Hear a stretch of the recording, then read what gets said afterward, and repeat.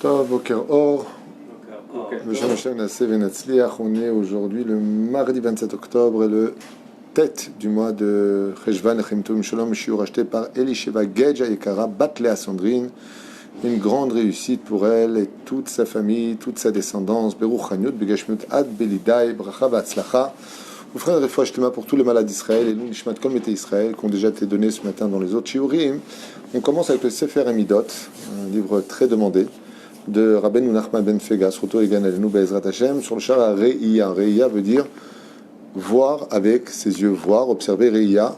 Donc, bon, il y a plusieurs façons en hébreu de dire regarder et de voir. Les habits, les tzapot, l'itzpot, yoter nachon, qui lirot, voir, mais qui comportent en réalité des dimensions et des significations un peu différentes les unes des autres. Le mot Re'ia veut dire donc observer et avoir un bon œil, c'est quelque chose de très important. Seulement, voilà, des fois nos yeux sont, comme on dit, la prunelle de nos yeux sont souvent sensibles et assujettis à certaines règles de vie dans lesquelles nous ne sommes pas forcément au courant, et surtout pas spécialement les médecins ou les oculistes qui sont des spécialistes justement de la médecine des yeux. Et Rabbi Nachman va nous apprendre ici dans son Sha'ar HaRe'iyah, Be'ezrat Hashem, dans le Sefer Amidot, quelques règles à respecter à propos des yeux, de choses qui pourraient nous rendre les yeux plus faibles ou mieux. Pour voir déjà la première règle qu'on doit retenir, c'est que quelqu'un qui a un bon œil, celui qui juge les gens du bon côté, mérite de toujours garder ses yeux, Be'ezrat Hashem. Celui qui a des bons regards sur la vie, c'est-à-dire qu'il ne voit pas le côté manquant des gens, il voit toujours le côté positif des gens. Ça veut dire qu'il a, par exemple, on va dire 80% de mauvais en lui et 20% de bien. Souvent, nous, ce qu'on fait, c'est qu'on fait des amalgames dans la vision des choses en voyant les 80% de noir et jamais les 20% de bien. Dans la chassidoute, c'est un péché mortel. Dans la chassidoute, celui qui est comme ça, bichlal, il faut s'en éloigner. Ça veut dire que dans la chassidoute, on nous fait clairement comprendre que celui qui voit tout le temps ce qui ne va pas chez les autres est quelqu'un qui est noir au niveau de l'âme. Quelqu'un qui est blanc au niveau de l'âme, quelqu'un qui a une bonne neshama, qui a un bon tempérament, c'est quelqu'un qui voit le bien. Ça ne veut pas dire que je vais ignorer le mal au point de ne pas le soigner. Il faut soigner le mal. Mais d'abord, regarde combien il y a de bien en lui. Combien Baruch Hashem, il a fait de bonnes choses. Combien Baruch Hashem, comme dit Rabbeinu, il dit quand tu t'endors le soir, ouais, et que tu fais din vecheshbon avec qu'est-ce que tu as fait de ta journée, ne dors surtout pas sans voir au moins une bonne action que tu as fait. Ne t'endors pas sans voir du bien en toi, à un tel point qu'on n'a pas le droit de se voir rachat. Ne te vois pas comme un rachat. C'est-à-dire que même si tu n'es pas quelqu'un de bien, il y a quand même quelque chose de bien en toi. Pourquoi ? Parce que le bien est une échelle qui permet d'engendrer d'autres barreaux qui permettront de remonter de l'obscurité dans laquelle tu es. Ce qui fait que la meilleure façon de remonter une personne vers la teshuva, c'est de lui dire que malgré tout, il a du bon en lui et qu'il faut juste le développer. C'est pour ça que Rabbeinu nous enseigne que quand tu vois un juif, il faut toujours appeler tzaddik. Pourquoi ici il n'est pas ? Aujourd'hui, c'est facile, on donne le nom de tzaddik comme si on distribuait des carottes. Et tu vas prendre une carotte. Mazé. C'est le kachat. Tzaddik, il faut mériter ce titre. Il dit oui, nachon, il y a toujours en nous un tzaddik quelque part. Et si une personne est rachat, c'est qu'il a enfui sous de la poussière et de la boue, par ses actions, ses paroles et ses pensées, le bien qui était en lui. Ce qui fait que quelqu'un qui est très fort au niveau de la tzidkout qui est en lui, comme le Rabbi Lubavitch l'était, il avait un œil qui était capable de voir l'étincelle de bien qui était dans chaque juif. Ce qui fait que non seulement tu ne juges pas, mais ça te permet en plus de ça de relever les gens. C'est là. De relever les gens. Moi, je me rappelle qu'une fois, j'avais dit à une personne que c'était une bonne personne, elle s'est mise à pleurer, elle m'a dit non, je ne suis pas une bonne personne. Alors je lui ai dit, je te posais une question. Si moi j'ai vu en toi une bonne personne, et que toi, que tu connais bien, tu n'es pas une bonne personne, il y en a un ou deux qui n'a pas vu quelque chose. Moi, je pense que j'ai vu en toi une bonne personne. Il m'a regardé comme ça, il m'a dit, c'est la première fois qu'on me dit ça. Je dis toujours, de toute façon, toi. On voit que des défauts chez moi. Et il faut savoir que l'homme va cultiver le regard qu'on lui donne. Tu le vois comme un rachat, il finit par devenir rachat. Tu le vois comme une bonne personne, quand il fera quelque chose de mal, et c'est ce que faisait d'ailleurs Aaron, le frère de Moshe Rabbeinu, il ne voyait que le bien chez les gens. Ce qui fait que quand les gens disent, les Chachamim faisaient quelque chose de mal la veille, et qu'ils rencontraient le regard de Aaron, ils avaient honte de ce qu'ils avaient fait. Parce que le bien a pu grandir. En d'autres termes, de voir le bien chez son prochain, c'est cultiver le bien chez lui. C'est-à-dire, je vais faire grandir ce bonheur qui est en lui. On nous voit Plutôt, on est comme on nous voit. Comme on dit les Meraglim, nous étions comme des sauterelles sous leurs pieds. Chazal dit, c'est parce qu'ils se sont vus comme des sauterelles sur leurs pieds qu'ils ont cru qu'ils les voyaient tels quels. En d'autres termes, on n'est pas ce que l'on paraît vraiment être. Il y a vraiment je parle des gens normaux, je ne parle pas des pathologies comme le sociopathe ou le PN ou autres, qui sont des personnes qui sont profondément mauvaises jusque dans l'âme. C'est une malédiction, ce genre de choses. En espérant qu'ils se soignent. Il y a une guérison, mais de façon générale, pour les humains, à l'échelle internationale, il y a toujours un peu de bien chez une personne. Il y a des gens qui sont vraiment mauvais. Le shoresh hanefesh.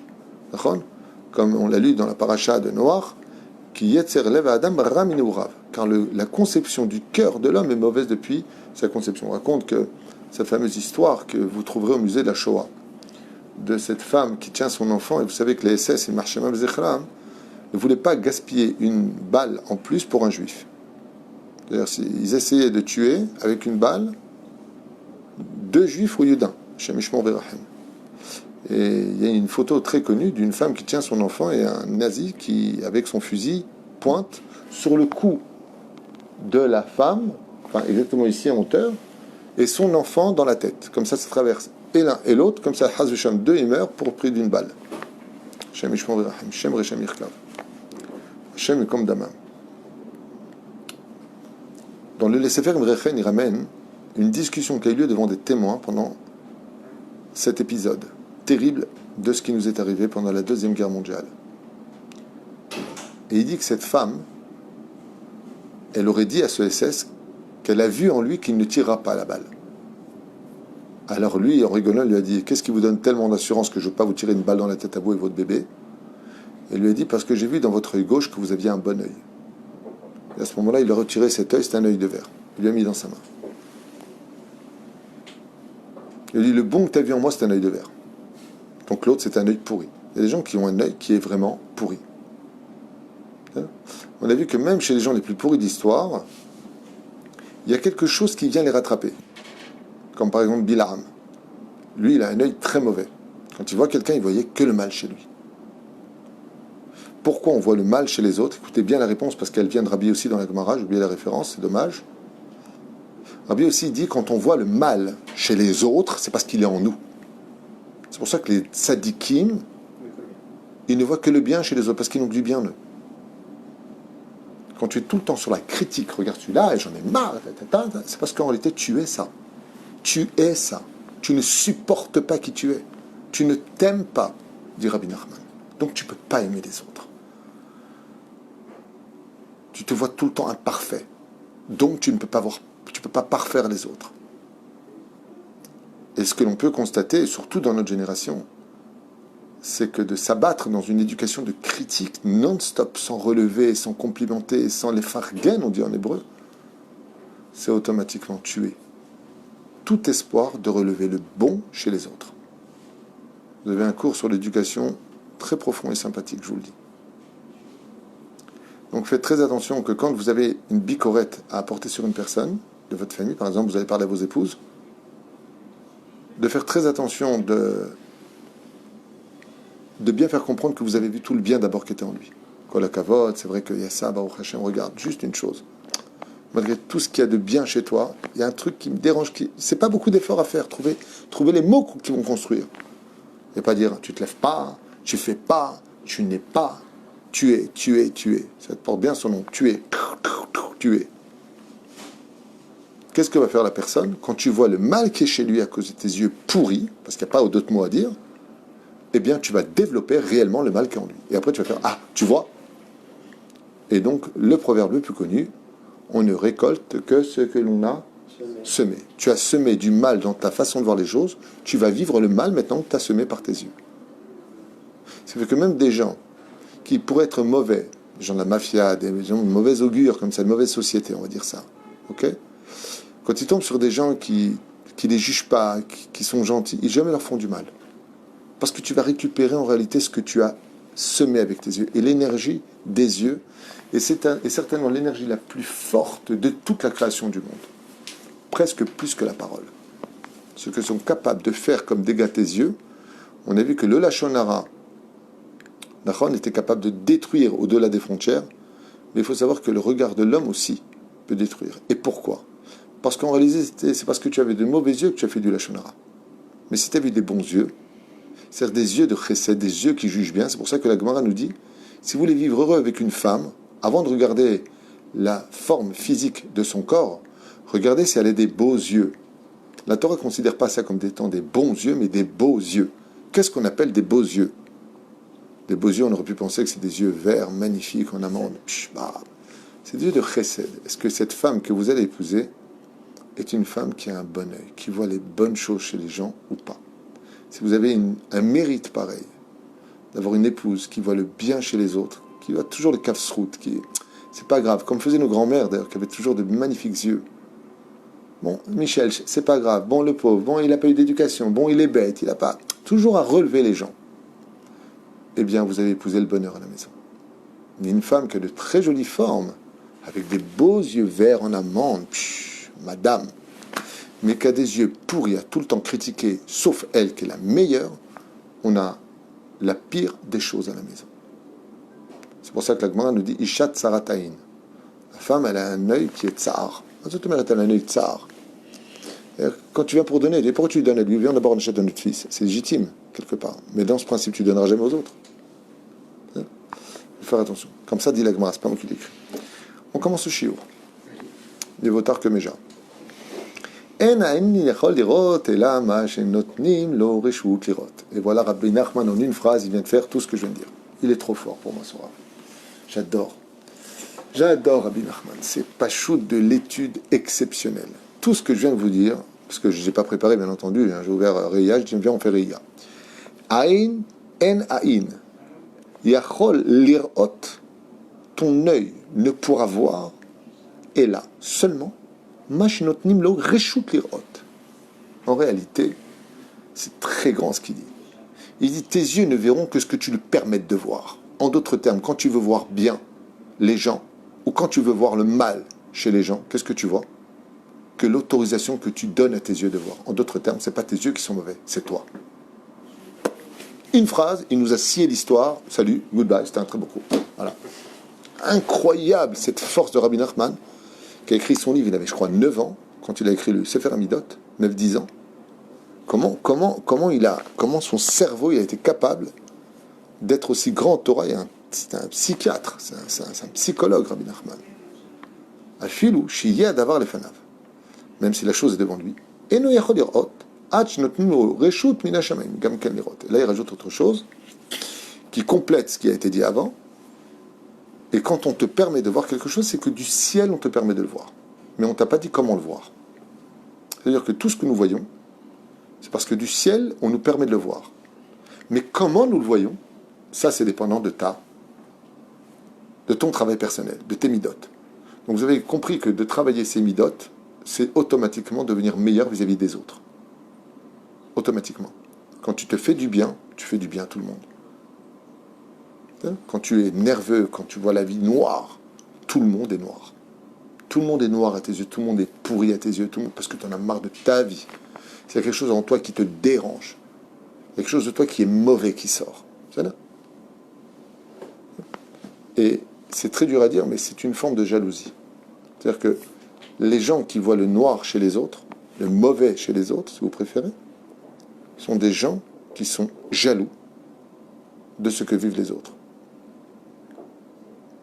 Quand tu ne supportes pas qu'une personne fume le Shabbat, il y a deux problèmes. Ou tu te prends pour Dieu qui a donné la Torah hors Sinaï, ou tu as envie de fumer, pourquoi il fume? Si c'était les Shem Shamaïm, tu aurais de la peine pour lui et pour Dieu. Pour lui parce qu'il va le payer cher, parce qu'il rate une occasion d'être un meilleur juif, mais surtout de la peine pour Dieu parce que Dieu il a donné une Torah de vie, il nous a demandé des choses. Si on fait pas, on fait pas de Dieu un roi. Donc j'ai de la compassion pour Dieu et de la peine pour mon frère juif. Donc qu'est-ce qu'il me reste à faire? Prier pour lui, pas l'incendier. Vous voyez la différence, elle est tellement belle et simple à entendre. Si vraiment tu travailles pour Dieu, tu devras avoir de la compassion pour Dieu, de la peine parce que c'est ton roi, puis de la peine aussi pour le juif qui aujourd'hui ne sait pas mais qui demain saura. Donc ça ne t'empêche pas de l'aimer parce qu'il n'est pas Shomer Shabbat. mais simplement de prier pour lui améliorer sa vie, lui donner le goût à Shabbat par de bonnes occasions de revenir vers Hachem, et non pas de l'incendier, de le descendre. Il y en a un qui a un peu perdu patience, qui s'appelle Eliyahu Hanavi Zechor Letov. On a vu que Dieu lui a dit, ton regard sur le peuple d'Israël a été falsifié par un mauvais qui est en toi. Il a pris de ce monde, et il lui a dit, puisque tu as vu le mauvais dans mon peuple, tes yeux iront voir chaque Brit Milot là où elle sera. Ce qui fait qu'à chaque Brit Mila, Malach HaBrit, c'est Eliyahu Hanavi Zechor Letov, qui vient voir automatiquement de ses yeux que le mal qu'il a vu en peuple d'Israël de ne pas regarder la Brit Mila était un sheker. Et pourtant, c'est ce qu'il a vu. Ce qui fait qu'il est descendu de niveau. Car les hommes sont plus élevés que les anges, et il est devenu un ange. C'est ça? Matok Kadvash. Chesran alevana, okuta mazik lachushat haenim.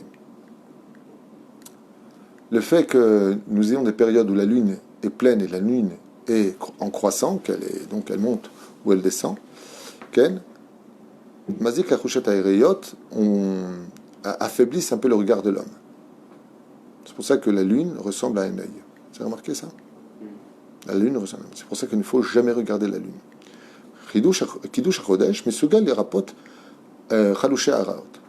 Celui qui vient faire donc la Birkat Alevana, si vous préférez dans des termes plus récents. Donc qu'est-ce qu'on fait pour la Birkat Alevana? On regarde que la lune, c'est bien la lune et pas un lampadaire. Comme ça arrive une fois à Jérusalem, en plein hiver. Ah, il y a la lune, elle est là. Ok, il pleuvait un petit peu en plus. Ouais, ils étaient tous en train de faire la Birkat Alevana. À ce moment-là, j'arrive, je dis, mais Rabotaï, c'est un lampadaire. Ah, on ne voyait pas. Tov. C'est un allumé qui avait dit ça. Tov Bekitsour, le fait de faire la Birkat Alevana est capable d'améliorer la vie de l'homme. Sachez qu'une des choses scientifiques qui est le plus capable de faire baisser la vie d'un homme, c'est son portable. Tous les médecins le disent.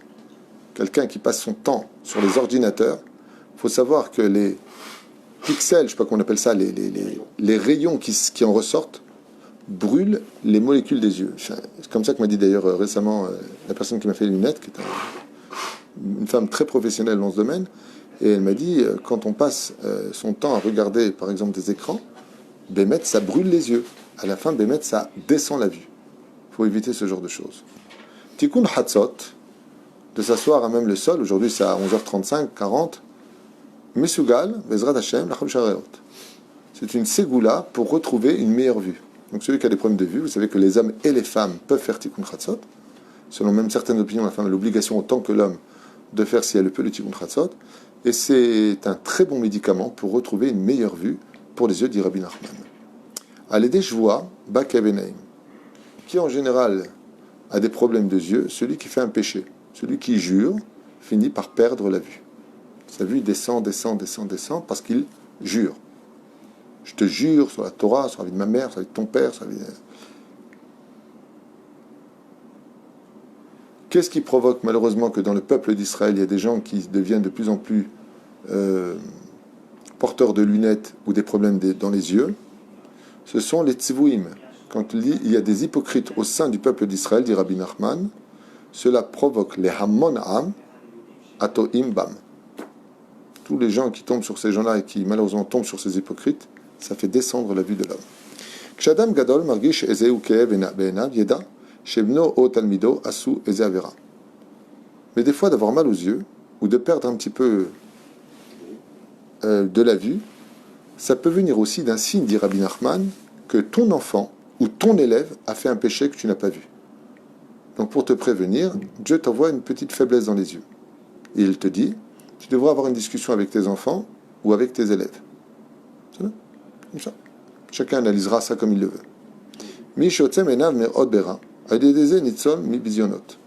Celui qui protège ses yeux des interdits de la Torah, tout ce que la Torah nous interdit de voir comme l'arc-en-ciel, la lune, de l'observer, ça veut dire Ken, le visage d'un roi ou d'un mort ou d'un quelqu'un de colérique ou quelqu'un de rachat. Il ne faut pas regarder son visage, ou bien entendu la nudité des femmes et autres, on parle de tout ça. Eh bien, il dit, par ce mérite-là que tes yeux n'ont pas vu ce que la Torah t'interdisait, tu seras toujours sauvé des humiliations, des bisionotes, c'est-à-dire le fait qu'on te dénigre en public ou autre. Shadam Yosef Hachouk, Mitere shelo yavo l'idée irur, à l'idée reya vere nashim yafot. Nomar pasuk. Quand une personne va dans la rue, dit Rabbi Nachman, ou au chouk, peu importe, et qu'il a peur de ne pas être capable de baisser les yeux face à la beauté d'une femme, de peur qu'il en vienne de l'autre mode, de l'observer. Vous voyez combien c'est important pour les femmes d'être pudeurs, d'être pudiques. Combien c'est important. Combien c'est important. Rabbi Nachman, il dit, comme un hamour à Davarade. Les gens ne s'en rendent même pas compte. Le pire, c'est qu'avant, tu devais sortir dans la rue pour les voir. Aujourd'hui, sur ton portable, elles y sont, à montrer leur beauté. Et alors, qu'est-ce qu'il y a de mal? Si elles sont belles, t'as qu'à regarder, qu'est-ce qu'il y a de mal? Tu vas dire, Nachon. Il dit, Nachon. Tu fais un interdit de la Torah. Vélo taturu. Sourd. La seule femme que tu as le droit de regarder, c'est ta mère et ta femme. Chutz misé, tu as le droit de regarder, parler avec elle, okay? Et l'embrasser, éventuellement. Aval chutz misé, assour, nekuda. Il dirait un pasuk, Hen elam tsa'aku chutza mal'ache shalom mar yifkayun. Il dirait un verset, si une personne a du mal, par exemple, il y a des gens, j'ai bientôt fini, il y a des gens qui, quand ils voient des belles femmes, ça leur fait pas grand-chose.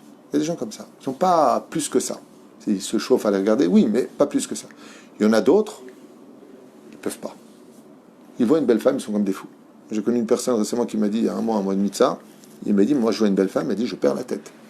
Je suis comme un fou, quoi. Je regarde jusqu'à ce qu'elle disparaisse parce qu'elle prend à droite ou à gauche. Mais je peux pas.